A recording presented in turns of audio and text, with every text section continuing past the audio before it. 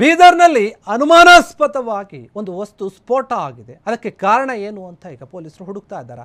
ಶಾಲೆಯ ಹೊರಗಿದ್ದಂತಹ 5 ಮಕ್ಕಳಿಗೆ ಗಂಭೀರ ಗಾಯ ಆಗಿದೆ ಈ ಸ್ಫೋಟದಲ್ಲಿ.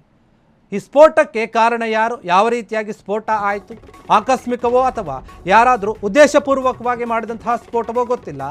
ಶಾಲೆಯ ಹೊರಗಿದ್ದಂತಹ 5 ಮಕ್ಕಳಿಗೆ ಗಂಭೀರ ಗಾಯ ಆಗಿದೆ.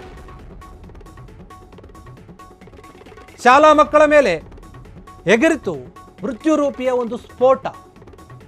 ಬೀದರ್ ಜಿಲ್ಲೆಯ ಮೋಲ್ಕೇರಾದಲ್ಲಿ ನಡೆದಿರುವಂತಹ ಘಟನೆ ಇದು. ನಡುಕ ಹುಟ್ಟಿಸ್ತಾ ಇದೆ ಈ ಘಟನೆ. ಬೀದರ್ ಜಿಲ್ಲೆಯ ಹುಮನಾಬಾದ್ ತಾಲೂಕಿನ ಘೋರ ದುರಂತ ಇದು. ಮೋಲ್ಕೇರೆ ಗ್ರಾಮದ ಬಳಿ ಸಂಭವಿಸಿದೆ ಈ ಸ್ಫೋಟ. ರಸ್ತೆ ಬದಿಯಲ್ಲಿ ಆಟವಾಡ್ತಿದ್ದಂತಹ ಶಾಲಾ ಮಕ್ಕಳಿಗೆ ಸ್ಫೋಟದ ತೀವ್ರತೆ ಏನಿದೆ ಅದು ಗಾಯಗೊಳಿಸಿದೆ ದೊಡ್ಡ ಮಟ್ಟದಲ್ಲಿ. ಕಸದ ರಾಶಿಯಲ್ಲಿ ಬಿದ್ದಿದ್ದಂತಹ ವಸ್ತು ಸ್ಫೋಟ ಆಗಿದೆ. ಮುಟ್ಟಿದಾಗ ಇದು ಸ್ಫೋಟ ಆಗಿರುವಂಥದ್ದು ಆಕಸ್ಮಿಕ ಸ್ಫೋಟವೋ ಅಥವಾ ಯಾರಾದರೂ ಸಂಚು ರೂಪಿಸಿದ್ದಾರೋ ಎನ್ನುವಂತಹ ಪ್ರಶ್ನೆ ಮೂಡಿದೆ. ಆತಂಕದಲ್ಲಿ ಮೋಲ್ಕೇರಾ ಗ್ರಾಮಸ್ಥರು ಇದ್ದಾರೆ. ಈಗ ವಿಧಿವಿಜ್ಞಾನ ತಜ್ಞರ ತಂಡ ಸ್ಥಳಕ್ಕೆ ಭೇಟಿ ನೀಡಿ ಪರಿಶೀಲನೆ ನಡೆಸ್ತಾ ಇದ್ದಾರೆ.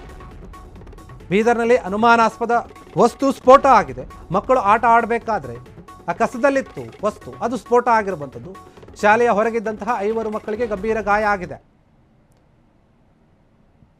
ಪೊಲೀಸರು ಸ್ಥಳಕ್ಕೆ ಬಂದು ಪರಿಶೀಲನೆ ನಡೆಸ್ತಾ ಇದ್ದಾರೆ. ಈ ಸ್ಫೋಟಕ್ಕೆ ಕಾರಣ ಏನು, ಉದ್ದೇಶಪೂರ್ವಕವಾಗಿ ಮಾಡಿದಂತಹ ಸ್ಫೋಟವೋ ಅಥವಾ ಆಕಸ್ಮಿಕವಾಗಿ ಸಂಭವಿಸಿದಂತಹ ಸ್ಫೋಟವೋ ಅಂತ ಹೇಳಿ ತನಿಖೆಯನ್ನು ಮಾಡ್ತಾ ಇದ್ದಾರೆ. ಬೀದರ್ ಜಿಲ್ಲೆಯ ಮೋಲ್ಕೇರಾ ಏನಿದೆ ಅಲ್ಲಿ ನಡೆದಿರುವಂತಹ ಘಟನೆ, ಅಲ್ಲಿನ ಗ್ರಾಮಸ್ಥರೇನಿದ್ದಾರೆ ಭಯಗೊಂಡಿದ್ದಾರೆ. ಯಾಕೆ ಸ್ಫೋಟ ಆಗಿರ್ಬೋದು ಅಂತ.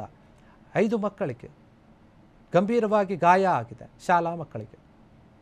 ಸ್ಫೋಟದ ಕುರಿತಾಗಿ ಪೊಲೀಸರು ಸ್ಥಳಕ್ಕೆ ಬಂದು ಎಲ್ಲರನ್ನು ಕೂಡ ವಿಚಾರಣೆ ಮಾಡ್ತಾ ಇದ್ದಾರೆ. ಅದು ಯಾವ ವಸ್ತು, ಹೇಗಾಯಿತು ಅಂತ ಹೇಳಿ. ಕಸದ ರಾಶಿಯಲ್ಲಿ ಆ ವಸ್ತು ಬಿದ್ದಿರುತ್ತೆ, ಅದನ್ನು ಮುಟ್ಟೋಕೆ ಹೋದಾಗ ಇದು ಸ್ಫೋಟ ಆಗಿದೆ. ಸ್ಫೋಟದ ಬಗ್ಗೆ ಪೊಲೀಸರಿಗೆ ಮಾಹಿತಿ ತಿಳಿಸಿದ್ದಾರೆ ಅಲ್ಲಿನ ಗ್ರಾಮಸ್ಥರು. ಕೂಡಲೇ ಸ್ಥಳಕ್ಕೆ ಬಂದಂತಹ ಪೊಲೀಸರು ಎಲ್ಲ ಮಾಹಿತಿಯನ್ನು ಪಡಿತಾ ಇದ್ದಾರೆ, ಪರಿಶೀಲನೆ ಕೂಡ ನಡೆಸ್ತಾ ಇದ್ದಾರೆ.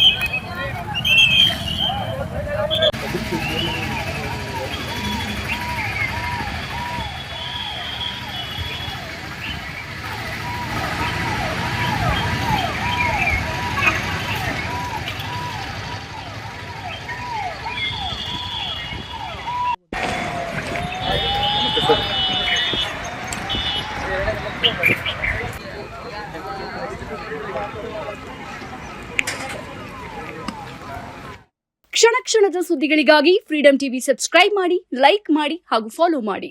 ಹೊಸ ಸುದ್ದಿಗಳ ನೋಟಿಫಿಕೇಶನ್ಗಾಗಿ ಬೆಲ್ ಐಕಾನ್ ಮೇಲೆ ಕ್ಲಿಕ್ ಮಾಡಿ.